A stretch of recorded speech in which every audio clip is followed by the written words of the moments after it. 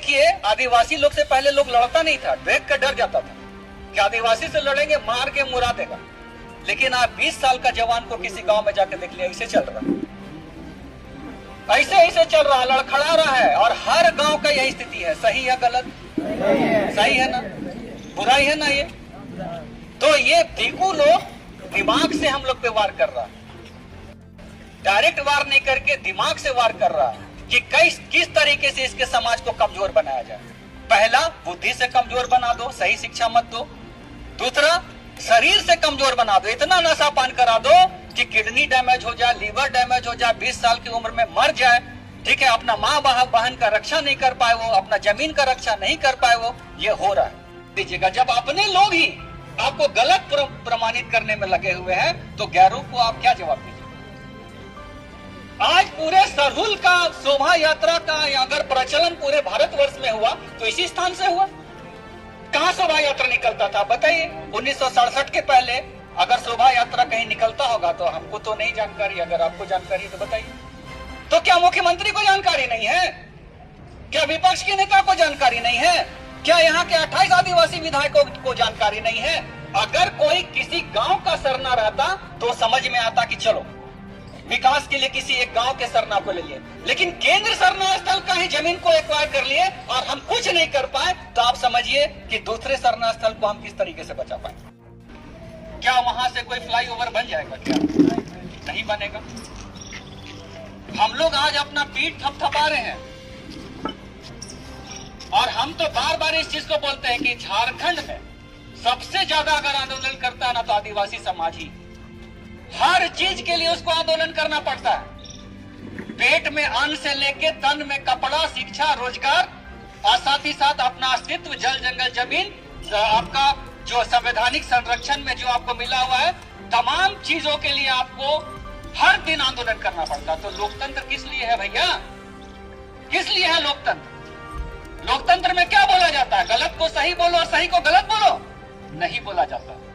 लेकिन हमारे जो अधिकार है उसकी आवाज को संरक्षित और संवर्धन करने के लिए हमारे संविधान में हम अपने प्रतिनिधि को चुनते हैं और पूरे भारतवर्ष में हम चुनते हैं विधायक के रूप में, सांसद के रूप में, कि हमारे जो ग्रीवेंसेस है उसको उस पटल पे वो रख सके। हम लोग आज अपना पीठ थपथपा रहे हैं और इस बात को बोल रहे हैं कि हम लोग का आंदोलन बहुत सफल आंदोलन रहा। सही बात है, लेकिन दुख की बात है कि इतना सारा चीज सड़क में होने के बाद भी उस दिन किसी विधायक ने आवाज उठाने का काम सदन में किया क्या? किया क्या? नहीं किया। ये हमारे अधिकारों का लोकतांत्रिक व्यवस्था में हत्या किया जा रहा है, लेकिन हमारा आवाज उठाने वाला कोई नहीं। हम बार बार इस चीज को बोलते हैं कि आज हम तमाम पार्टियों के विधायकों को बोलते हैं कि ये हमारे विधायक हैं, ये फलाना है, ये हमारे मुख्यमंत्री हैं, ये हमारे विपक्ष के नेता हैं, ये फलाना मेरा भाई है, ये फलाना मेरा चाचा है। सब सही है, लेकिन आज अगर आदिवासी के नाम पर कोई विधायक बन रहा है, मंत्री बन रहा है, तो ये बात सच है कि उसको आर्टिकल जो है 330, 332 के तहत आरक्षण का लाभ मिला हुआ है, इसीलिए वो विधायक बन रहा है, इसीलिए वो सांसद बन रहा है। लेकिन जिस दिन वो जो अधिकार है खत्म हो जाएगा तो ना विधायक बनेगा, ना सांसद बन पाएगा, ना मुख्यमंत्री बनेगा, ना मंत्री बनेगा। तो ये चीज हम लोग को समझना है। और आज युवाओं के लिए तो बहुत बड़ा समस्या है, और इसलिए समस्या है कि हर चीज के लिए युवा को लड़ना पड़ेगा। अगर युवा इस बात को सोच रहा है कि बैठे बिठाए उसको मिल जाएगा, तो आप भूल जाइए, नहीं मिलेगा। क्योंकि मैं 2-3 चीज यहाँ पर बोलना चाहता हूँ। अब लोग बोलते हैं कि ये मुद्दा राजनीतिक है। कौन मुद्दा राजनीतिक नहीं होता है जी? जो राज्य की नीति से जुड़ा हुआ मुद्दा है वो राजनीति है। आप विधायक बन के राजनीति करिए, प्रेशर ग्रुप बन के राजनीति करिए, सब तो राजनीति ही है।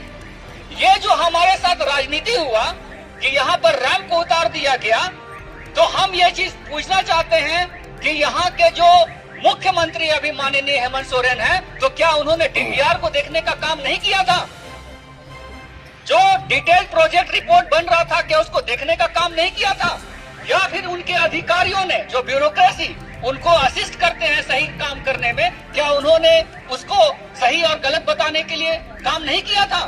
इस आंदोलन को एक ऐसा व्यापक आंदोलन बनाया जाए कि कल अगर हमारे अधिकारों के लिए कल कोई विधायक या मंत्री हमारे लिए नहीं खड़ा रहे, हमारे विपक्ष में जाए, तो हमारे विपक्ष में जाने के पहले 100 बार सोचे कि हम क्या चीज को कर रहे हैं। अगर मैं सही हूं तो क्या इसको एक्वायर किया गया है? बहुत सारे लोग बोलते हैं 8 फीट 9 फीट लिया गया। सही बात है गलत है? 10 फीट लिया गया। हम बार बार इस चीज को बोल रहे हैं कि जो मंदिर बनता है या फिर अन्य धर्मों का जो भी धार्मिक स्थान बनता है, क्या वो खतियान में दर्ज होता है? तो वो खड़ा है या नहीं है? लेकिन बहुत सारे लोग इतना बलिदान करने के बाद भी बोलते हैं कि आदिवासी जो है विकास का बाधक है।